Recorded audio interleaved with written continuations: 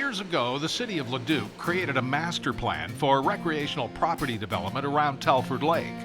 The wonderful historic reference of the stone barn and adjacent sports fields represent some of those marvelous upgrades. The actual area is an athletic field sporting kind of complex, which is called WF Lady Athletic Fields.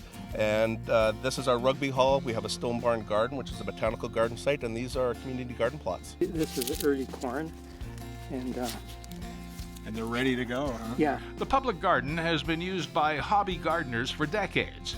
Ed Sanch has done it for years.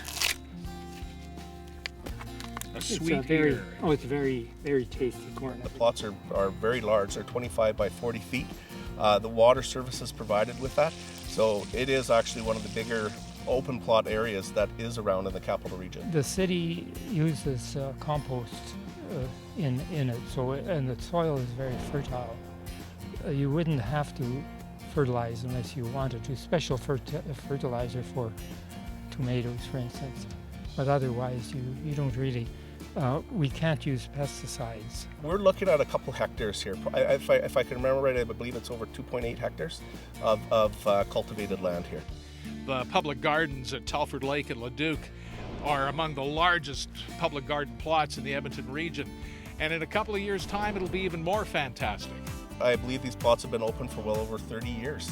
And this, as far as I know, is going to be the very first closure that we'll have of these to do any amending of the soil. So it's well due. The soil's tired, this nutrient depleted. So what we're looking at doing is amending the soil as for the primary thing. The other thing we'll be doing is eradicating a lot of the weeds that are out here. Well, I'm sure going to miss it. I have to find an alternate garden. I've been offered one already, but it's out in the country. There's lots of people that participate in the garden plots, and we got to make it as user-friendly as possible. So along with that, we're also going to be doing a water upgrade. That means public gardeners like Ed will not have to manually haul water around in years when rainfall is slight.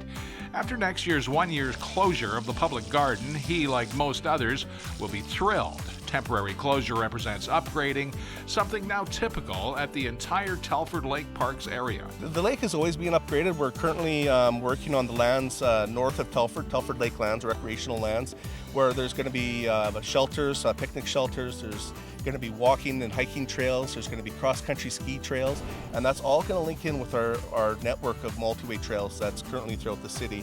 So we're pushing well over 70 kilometers of paved trail that users can use currently winter or summer. As for Ed's community gardening plans, You'll be back here in a year or two. Oh yes, I'll be back. for $25 a year, why not? For Go, I'm Tim Dancy.